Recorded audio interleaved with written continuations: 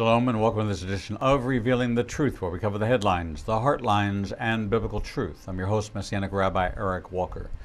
In our fast-paced world, we see sleep as wasted time, or else we lie awake as anxiety, fear, or distractions run through our minds. That was never God's intent for the night. Without realizing it, we've handed this sacred time over to the enemy. With warmth, compassion, and keen biblical insight, Faith Blatchford reveals that it's during this precious time that God imparts everything necessary for us to be equipped for the day. Without peaceful sleep at night, we're robbed mentally, physically, emotionally, and spiritually of the resources we need. God created the night and the dark, and He called it good. He dwells in it. The dark does not belong to the devil, so don't let the enemy steal it from you. Here are the tools you need to take back your night, to encounter the God of rest, and to sleep peacefully the whole night through. Faith Blatchford is the author of Winning the Battle for the Night, God's Plan for Sleep, Dreams, and Revelation. She is the founder and president of Age to Come, a nonprofit organization. She's an ordained minister, graduate of Vassar College, and holds a BA in religion. She's an author as well as a producer of instrumental soaking CDs. She hosts the Sleep Project, Better Nights for Better Days, on the last Monday of every month right here on the Igniting Nation Broadcast Network at the 12 o'clock p.m. Central Time hour. For more information, visit her at faithblatchford.com. Faith, welcome to your show, The Sleep Project, Better Nights for Better Days. Thank you. Always good to be with you.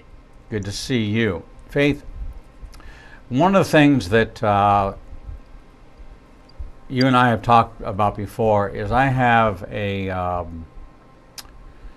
either by nature or by 35 years of international travel, developed a circadian clock that I'm very tuned into. It's very light sensitive. I told you I have a reputation of traveling with stickers and electrical tape to cover up all the little lights in a room. And I binder clips to bind together the curtains, because I always land in daytime, right, so that I'm in light when I land, so that my body is believing that even though I might have flown for 36 hours, that it's 4 o'clock where I am. I don't think about it's 1 o'clock in the morning at home. I'm in the moment and live and active until dinner time, and then after dinner it's bedtime. Okay? Right. And you get into that rhythm, and I do that east or west, doesn't matter, and really believe I have it perfected. I don't suffer from jet lag, and my home is created. My bedroom is dark, pitch black, and my daughter just came to spend the weekend with her 1-year-old baby, and I put her in the master bedroom because she lives in Florida. It's always light in her bedroom, and she got sound sleep and regenerative sleep, even for having a 1-year-old baby in this environment. Now we've spent 6 months in this COVID-19, and people's life cycle has changed. Many are confined to home. Their normal routine has been completely upended. What they used to do, up at 7, do this, have a cup of coffee, do my Bible reading, devotional, pray prayerfully, they're doing that. Although we know statistically they're not, prayerfully they're doing that. But I'm finding, and I'm talking to people whose life is upended because the construct, the pattern is completely jumbled. The set pattern of bedtime, the set pattern of mealtime, the set pattern of various activities is now in disarray because someone else we're the marionette and somebody else is pulling the strings. In our case, I've had over 120 in-person events canceled it's had tremendous impact. My nights, I have 3 nights a week that were devoted to being out in front of live audiences, and that's been stripped away. You can't imagine the impact it's had on me, and the questions. I mean, I've actually sought out, one of our featured guests is one of my safe people. He's a psychologist, and I've sought him out to counsel about how I'm questioning, well, if I'm not in the anointing and carrying the mantle in the live audience environments where my ministry has always been, I'm questioning, if you don't use it, do you lose it? I'm entertaining those thoughts are creeping in, and we've tried a Zoom group, and it's just talking to a screen. To me, is what I do for a living as a talk show host. There's just not that personal interaction, so that's shaken me, and this disconnection from my community, the community of followers of the teachings who show up at every one of these events, who are at all the classes, and there's numerous different classes that I teach, has disconnected me from family contact, the family of faith. I still maintain my daily personal routine of getting up when I get up and doing the things. That hasn't affected me. It's the after the show is over, I normally go into preparation and review for the evening's teachings, and I've lost that window. And so I've turned to extended long walks and a lot of outdoor activity where I'm not around people, but I'm outside the house. I've taken myself out of this prison. But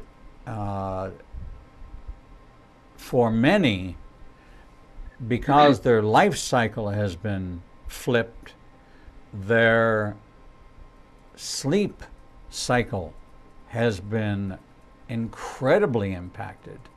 What are you hearing, and what are you feeling, and what are you and the people you interact with in the realm of sleep? What is it you're seeing on your end, because you're my sleep expert? Well, COVID-19 has upended every aspect of our life, and there's no apparent end in sight where we can do a hard reset. We're still, it's like the soccer ball, that goes around on the computer where it just keeps spinning. And I think we all feel like we're looking at the screen and the soccer ball keeps spinning and it's not resetting. And so there's been enough time that all the researchers can start doing their studies. And so this whole issue of sleep, in 6 months, they've had enough time and have done some very robust studies on sleep, because sleep is so vital and it's been disrupted radically. And some of the statistics, which are alarming, to put it mildly, that 53% of the people polled they're getting 53% less sleep. Well, since COVID. So if you add that or put that beside the earlier statistics, which we've known for years, that 2/3 of the people are not getting enough sleep, and now we have 53% saying they're getting less sleep. I don't know what that averages out or how many hours, but it's not a good picture. And then we have 67% of the people saying they got better sleep before COVID. And you put that against 2/3 not getting enough sleep. So, I mean, it's just, you think, oh my gosh. And I think for me, the worst statistic that has been exposed is that 98% of people in this one particular study responded and said they are having sleep problems they never had before, 98% of the people. So you have the 2/3 who weren't getting enough sleep. So now we've almost got the other 1/3 in this uh, statistic of not getting proper sleep, almost 100% of the population. And that's, I mean, that has all kinds of negative consequences. And then the other, which is a contributing factor to sleep problems, is 68% are saying they are having more depression, more issues, mental health issues. And so you put all that together, they now have a name for this. It's called coronasomnia. Really? Because sleep and the coronavirus have impacted, there's been this incredible impact. So now we talk about coronasomnia. And that doesn't mean getting good sleep. That they just left out the insomnia because you can't pronounce it as well if you say corona insomnia. So it's coronasomnia. That's the issue. And that this is alarming, and we have to face it and not just look at it as a statistic, because it's impacting all of us in some way or another, greater or less degree, but it is impacting us. And our sleep and the quality and quantity, which are the two factors we have to look at, quality and quantity, they both matter.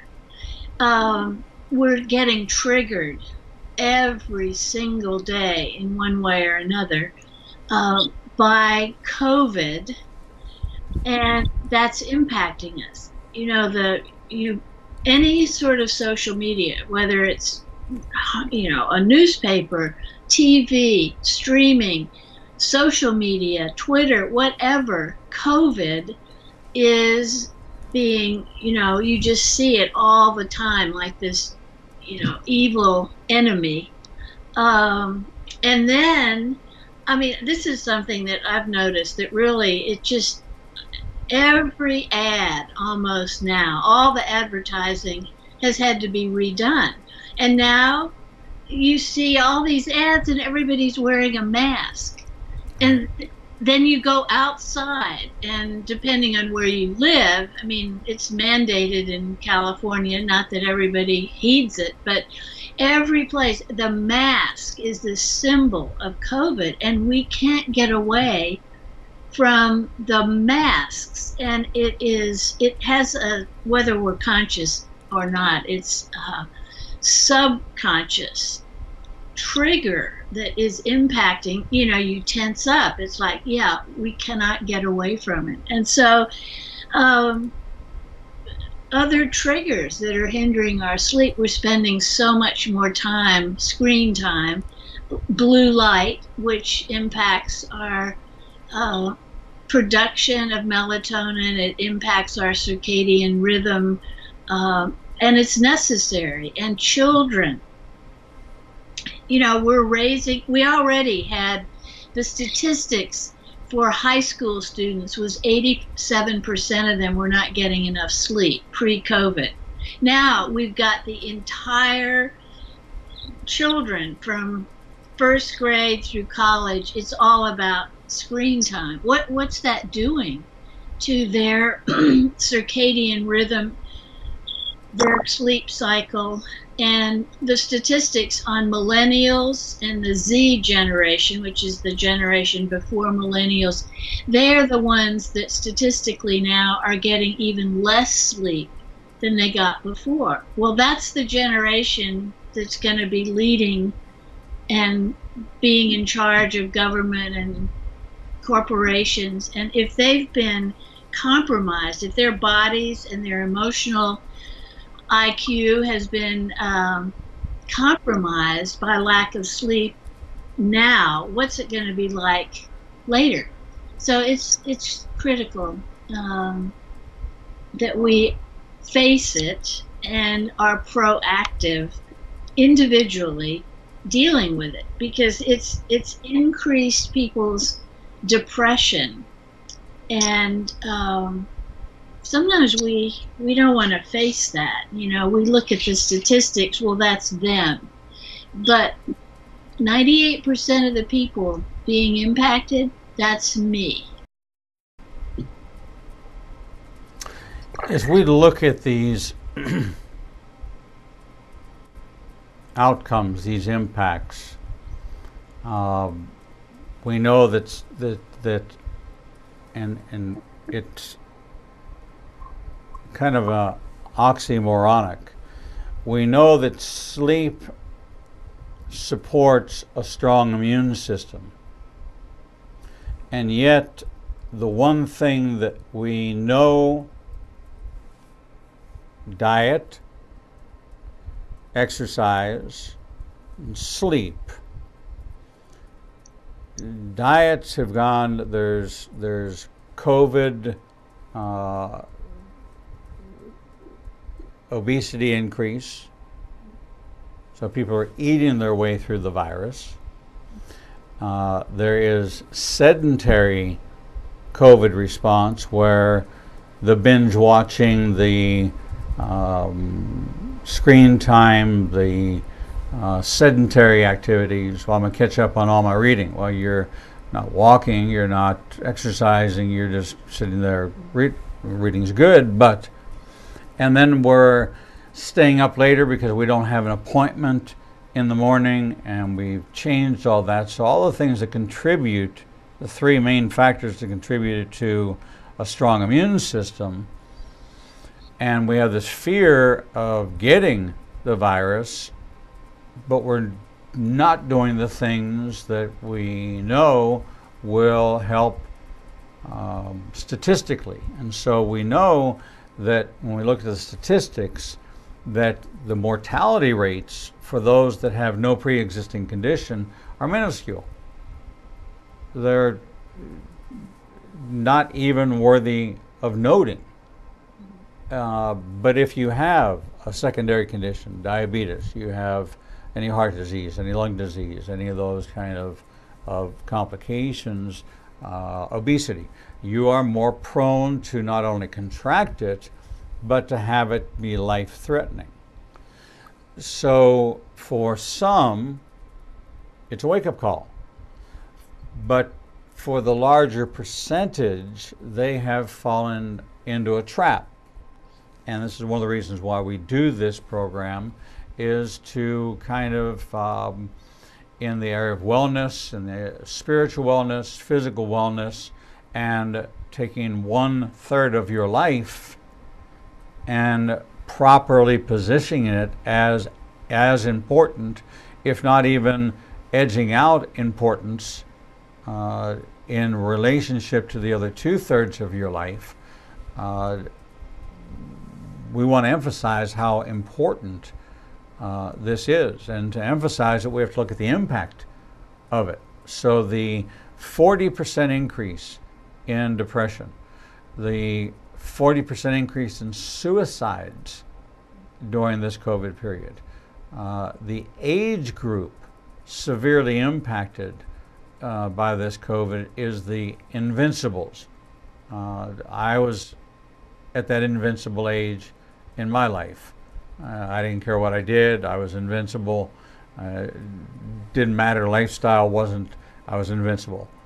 The invincibles are being impacted by this, and they're not concerned about sleep. You know, they're concerned about whatever activities they're involved in.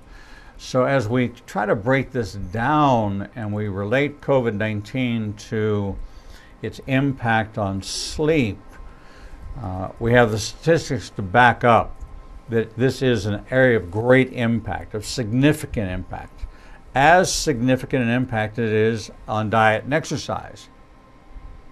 And to my knowledge, you're about the only one talking about the sleep aspect of COVID-19 and how important this is. So as we look at this, we first have to kind of do a personal assessment of where am I compared to where I was before COVID in my sleep in what my sleep activities and what priority I gave it. This has been kind of a pass for backsliding to fall right out of the sleep project and not be concerned because you had all this, now you have all this time to do whatever you want. You don't, sleep just has been moved way down the list of priorities, and we need to move it back up. So what are some common symptoms of depression we should be looking for to say this is COVID-19 related, and add to it, is it impacting my sleep?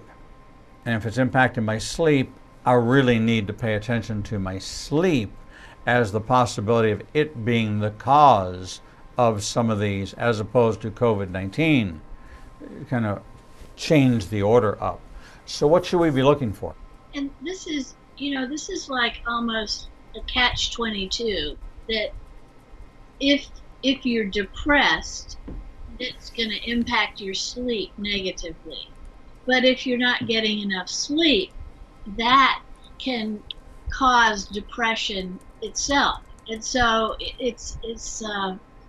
and then what we want to do is what we try to do is ignore. And this is where symptoms and being aware that we can get help or recognize, make a change. Because if we could impact depression by getting more sleep, that's a lot cheaper, easier, non-addictive than medication. Although I'm not against medication. If you need it, get it and take it. But for those who are, it's just kind of under the surface, kind of, I'm aware, one being sadness.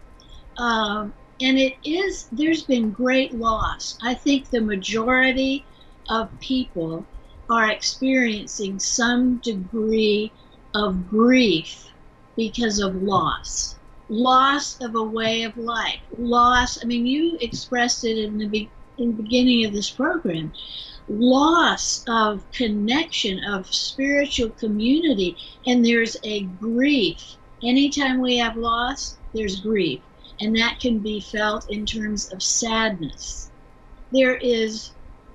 Sometimes it affects us in our body. We lose our appetite. We lose our energy. And maybe we lose our energy because we're not eating properly and we're not sleeping properly. All symptoms, and it can be very mild, but when we begin to see some of these things, sometimes it shows up in terms of increase in our sense of guilt and low self-esteem, low self-worth. Or the other side of the withdrawal is becoming more irritable and short. And we think, well, that's just me, I tend to get irritated. Well, maybe. But if you see several of these, and it's on a regular basis, and you deal with it every day, then think, oh, well, maybe I'm experiencing some depression. And if so, then look at your sleep. Because sometimes looking at sleep is the last thing we do. You mentioned that it's sort of low on our checklist of what are the important things. Well, maybe if I'm feeling unusually sad or withdrawn or irritable with the people I love, or I have no energy, or I'm overwhelmed by guilt, oh, okay, well, I'm going to look at my sleep first. A much easier, cheaper solution to low-grade depression, which can be one of the effects of COVID that we're living in, and this sense of loss. Wow, you make it very clear that we've got the order in which we're looking at this reversed, and that the priority needs to be on focusing on contributing factors to mental health. This falls in the mental health category. Having a 1-year-old in my home for the last 2.5 days, my sleep pattern was completely, because I was up with her at every hour dealing with a 1-year-old, made me appreciate, like when I went to bed last night after they had gone back to Florida, I slept like a rock. I bet. Even the dog was like relishing the quiet. You didn't realize how peaceful things are until that peace is really disrupted. Of course, it's a wonderful, beautiful blessing. I mean, I was exhausted, but it was a joyful exhaustion.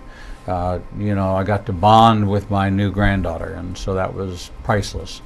But I was keenly aware of the sleep patterns and the interruption to it, and felt noticeably different because since we brought you on the program, since we got to know you, and the importance of this is, and how neglected it is, and how untalked about, how it's just not, even on our wellness programs with doctors, and we have several wellness programs with doctors. Sleep, we're talking about supplements and exercise and diet, and we're not talking about sleep. It's not, and every time I think to inject sleep into the equation, we wind up going on a supplement or talking about balance and aging and brain health and things like that. But I'm going to make a concerted effort in the next coming weeks in the September editions of the wellness programs to focus more on sleep, to get the clinical side of it. You and I have the spiritual side of it, and we have clinical data to support it, but I want to hear from the doctors, the medical practitioners that we have on, who can help reinforce this quite important area. We're talking with Faith Blatchford, as we do on the last Monday of every month in the 12 o'clock hour, for the Sleep Project, better nights for better days. We have found, me being the guinea pig, of altering my sleep patterns and sleep environment to gauge the benefits. I'm sharper, clearer, have more energy, and have more encounters with God. I would have said prior to meeting Faith Blatchford that if you asked me if I dreamed, I would say, I guess, but I have no recollection of them. But since I started down this path of embracing some of the techniques that biblical techniques, not faith techniques, but the Bible has to say about this important area, I've had more godly encounters, more godly revelation, and more godly expressions that I call the quotables. The Rabbi Eric says. More of those have been generated in the time that I've been involved in talking with you, because God's giving me those one-liners in my sleep. And I may not remember the dream, but the one-liner sticks with me, and I find that there are opportunities to insert it into the dialogue, and that's what was given to me when I was sleeping. It wasn't while I was studying the Bible. It wasn't in the normal channels you would think you would get. I don't want to call them a cliche, but they become signature expressions that you use. And so I've seen the benefit of this, and this is our excitement to share this benefit with you. You can find more about Faith at faithblatchford.com. We're going to take a short break, and when we come back from break, we're going to take an examination at sunlight and the immune system, what we can do to break some patterns of this very badly named social distancing. I understand physical distancing, but social distancing says you can't even visit with your friends. You know, people have stopped going out to eat together. They just think you got to be isolated. And also a strategy for sleep in the COVID-19 season, some practical steps for you to apply. We're going to take a short break and we'll be right back. With today's smartphone technology, news, information, sports, and entertainment is widely available and almost unbounded. But what about the information that believers in Yeshua are looking for? Well, now there's an app for that. Igniting a Nation now has apps available for Android and iPhone. With our app, you'll gain access to everything you would in our website, from our featured guests to our live streaming shows. Visit Google Play or the Apple Store and download Igniting a Nation's new app today. Igniting a Nation is expanding across the globe and healing the nations with the Word of God. As we expand our television ministry, we have added new Apple and Android apps, along with new streaming platforms including Roku, Apple TV, Amazon Fire, Spotify, iTunes, iHeartRadio, and TuneIn Radio. Your support keeps us broadcasting live interviews and teachings to cover every challenge facing a believer in these perilous yet prophetic times. In appreciation for your support, we are offering you a special gift. For any donation of $100 or more, we will send you a signed copy of Rabbi Eric Walker's best-selling biblical thriller, The Codist, and The 7 Laws of Abundant Living. You can give online via ignitinganation.com or by check mailed to Igniting a Nation, 115 Brook Highland Cove, Birmingham, Alabama, 35242. Make sure to claim your special offer, IAN 2020. Help us keep reaching the uttermost corners of the earth with the good news of Messiah. Shalom and welcome back to this edition of Revealing the Truth, where we cover the headlines, the heart lines, and biblical truth. I'm your host, Messianic Rabbi Eric Walker, and we're talking with Faith Blatchford, author of Winning the Battle for the Night, God's Plan for Sleep, Dreams, and Revelation. She can be found at faithblatchford.com and hosts the Sleep Project here on the last Monday of every month at the 12 o'clock hour when we talk about better nights for better days. Faith, welcome back. Thank you. So, Faith, sleep would be something we would consider to be the an activity conducted in darkness. So 8 hours in darkness, 16 hours in light. How important is sunlight? Getting outdoors, getting not allowing yourself to be imprisoned by this COVID-19, but actually getting outside and in the sunlight. How does this impact sleep? How do the vitamins that are generated and sunlight play a part in this circadian clock that we have? You know, as through the various times that we've had this broadcast, we talked about how God has designed our body. Miraculous, but this interchange of sleep and what goes on at night in terms of our body and the health benefits and the restoration, regeneration. I mean, it's mind-boggling as believers to see the impact of the divine design, one, while we sleep.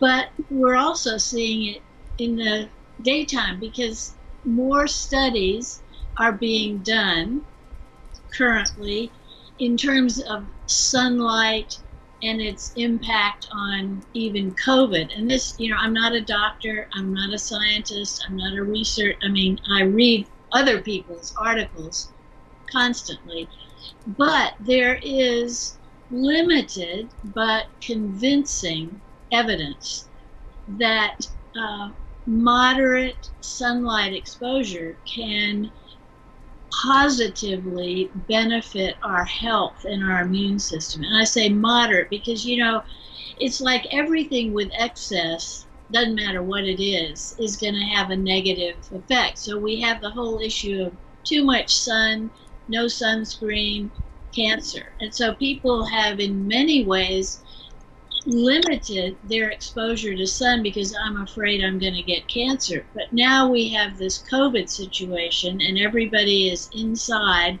And so you have this, some people have a great fear of skin cancer. But more and more, the benefits of sunlight are being revealed. I mean, one, it elevates your mood. You know, somehow getting out. I mean, we've had 2 weeks in Northern California, where I live in my city, of horrible air quality because we've had, California's been on fire, literally. Not fires in our city, but the effect of the smoke that comes and gets trapped in our valley, that it was unhealthy air for everybody. And so we're inside and there is no sun because it's just haze, it's the smoke. And so yesterday was the first day of blue sky, and I mean, talk about a mood being elevated. I mean, I was so excited to be outside in the blue sky and the sun. So I saw, just, you know, my own little study, my mood changed because I was able to get out in the sun. So it does. The other aspect of it that, once again, studies are showing that it improves the quality and quantity of sleep to be outside in the sun. It also, and this is so important, strengthens our immune system. And, you know, really, I mean, we're talking about vaccines for COVID and all these, you know, wonderful medical science that we can produce vaccines, but God put a vaccine, in a sense, built it in to our system. Our immune system resists, pushes back, fights against viruses, all kinds of bad things that want to come into our body. And sleep is where the immune system gets a boost. And sunlight, being out in the sun, helps our sleep, helps our immune system.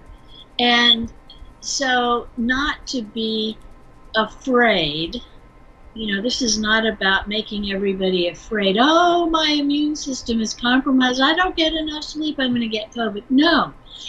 But because God is bigger. You know, God is bigger than my insomnia. God is able to protect, he's able to heal. And so we have to have this balance. One, it's not to be just kind of cavalier, well, I don't need to sleep, God will heal me. No, we need to, you know, function according to the diviner's handbook. It's like trying to put cheap gas or oil in a Lamborghini.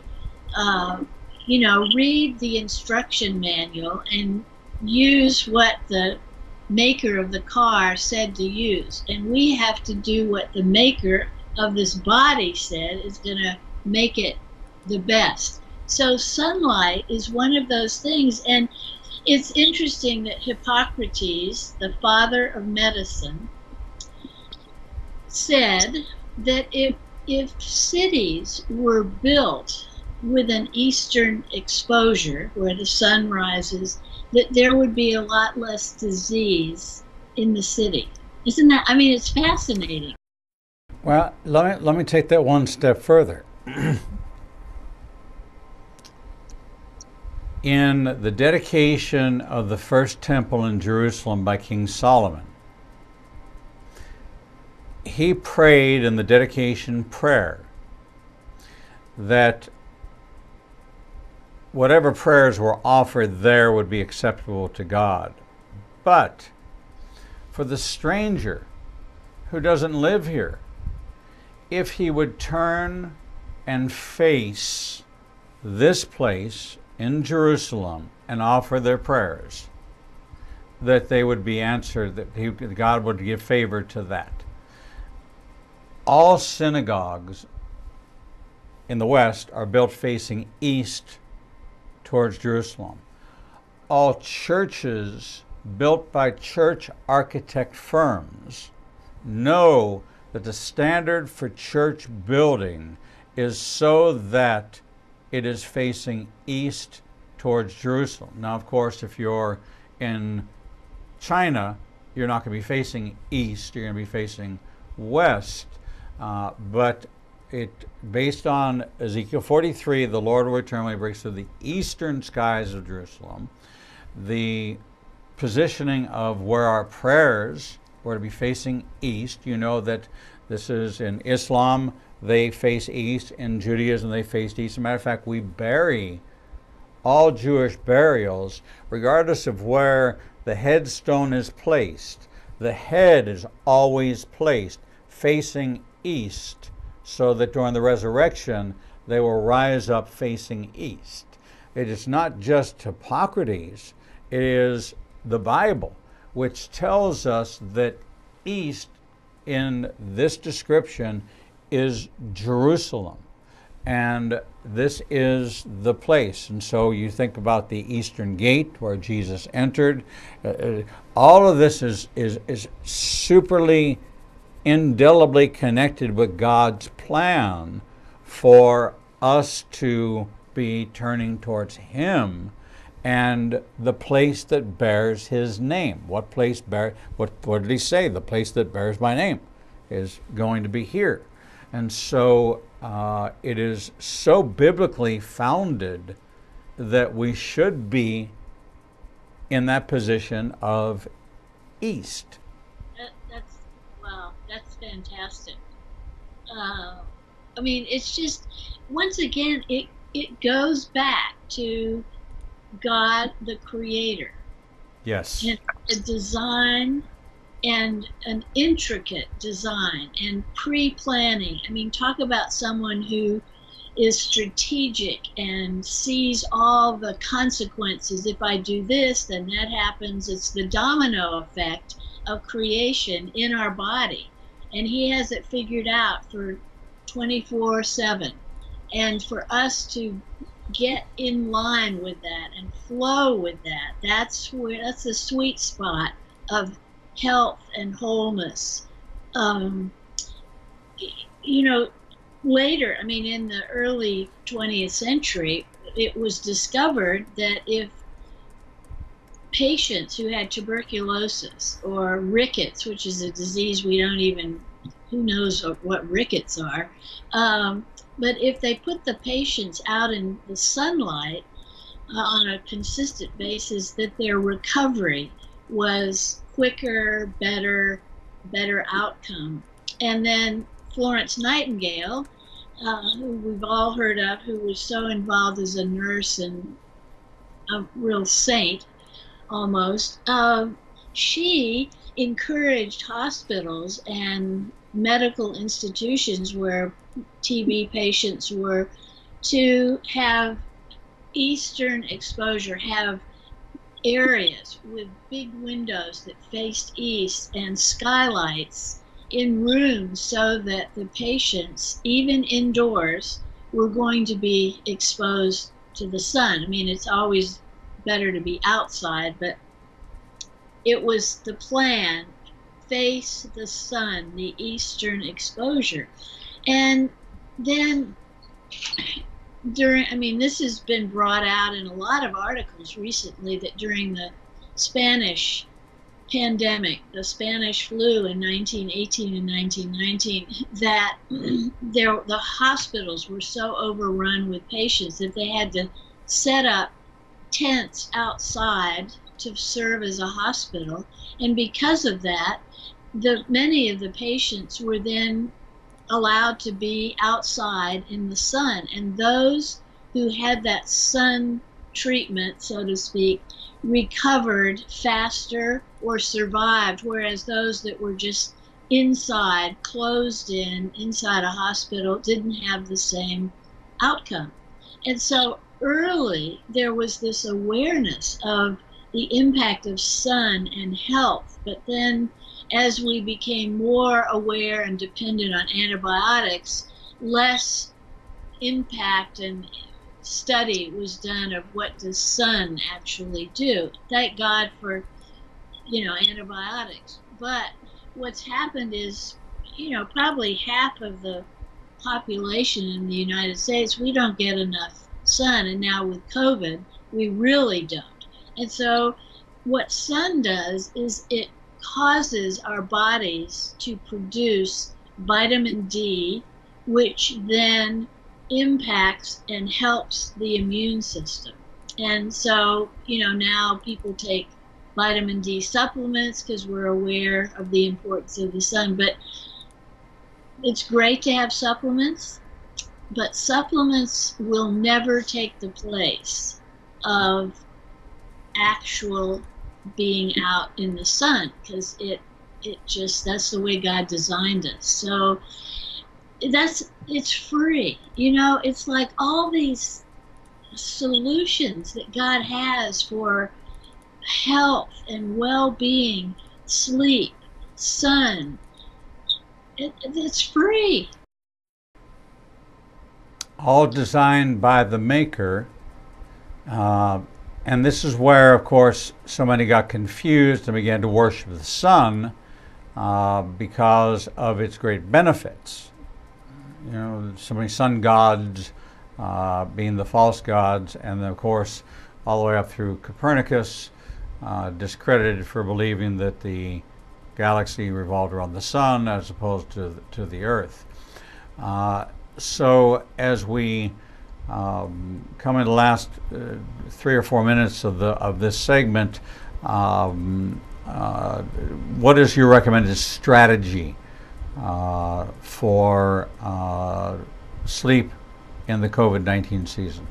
Well, one, I encourage you to get the book, people to get the book, because I lay out all these various strategies, which we've talked about before, so I won't reiterate them this time. I want to add 3 suggestions that aren't in the book. If I redid the book, I'd add more because I'm always learning. But one of them, and this may sound a little, I don't know, strange, but it's important, and that is to breathe.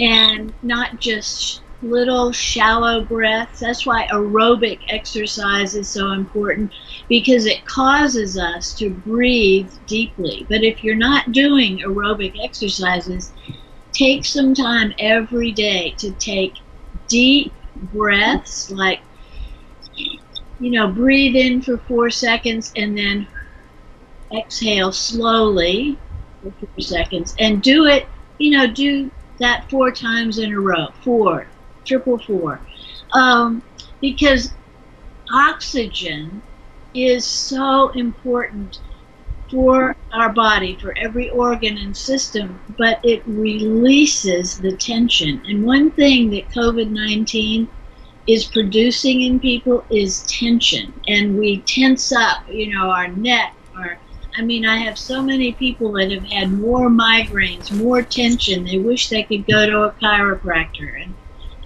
in the shoulders, all over. Breathe. And that's not some weird thing. We are designed to breathe deeply. I have a friend, and they've taught their 3-year-old, when he gets wound up and is having a moment and is, like that, they say to him, smell the flowers. And he has been trained, and immediately, he can be having a meltdown, and his mother says, he's 3. He was 2 when I first met him. Smell the flowers. He goes, then she says, blow out the candle. And within seconds, he's calmed down. Now, if it works for a child, smell the flowers. Picture the most beautiful flowers that you can imagine, and they're not going to make you sneeze. There's no allergic response.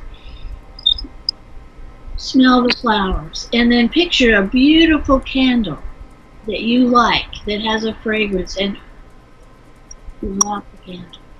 And in this COVID season, if you will do that several times during the day and at night before you go to bed, it will impact how you sleep, because that tension will be released that's been built up during the day. You're sitting at your desk all the time. Your kids are driving you crazy. So breathe is number one.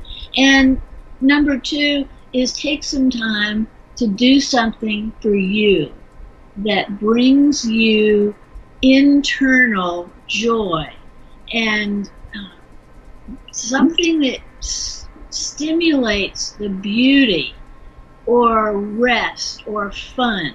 And if you don't have anything, take up something. Try painting, try journaling, try working with clay. If you have kids, work with their Play-Doh. I mean, we have to find new ways to minister to ourselves in a way that brings joy and peace. And it will help us when we're trying to sleep. Amen. Amen. Faith Blatchford, our sleep expert, and we're not talking about a sleep clinic. We're talking about entering into the presence of God and God's Word for what His plans are for the night. The plans are for your night. And if you're out of alignment, if your back hurts you, you go to a chiropractor to get adjusted. If you have pain, you go to a doctor to get it examined. If you have trouble sleeping, you need some strong biblical counsel. Now, I counseled hundreds, if not thousands, but no one ever came to me to ask about sleep. And once this was identified as a critical area in your mental health arsenal of being aligned with God's plan and be able to hear from Him, to dream, to see, hear, feel, wake up with revelation knowledge, be prepared to embrace the day, having a word from the Lord that came from Him. It actually blows off the dust of your spirit of discernment, because God takes a breeze and all that trash, and you come out spiritually cleaner. That's why we cover it, and we cover it here on the last Monday of every month, the 12 o'clock hour, when we talk about the Sleep Project with Faith Blatchford. Visit her at faithblatchford.com. And Faith, we will see you next month, and God bless you and all works of your hand. And get the book. You can visit ignitinganation.com, click on today's show, and just click Get the Book, or go to Amazon and use our Amazon Smile, Igniting a Nation, and you can bless the ministry and get a copy of the book, Winning the Battle for the Night by Faith Blatchford. Faith, God bless you, and thank you for always being on time, on point, and giving us new insights into sleep. Great to be with you. God bless. All right, we're going to take a short break, and when we come back, we'll bring you the next edition of Revealing the Truth.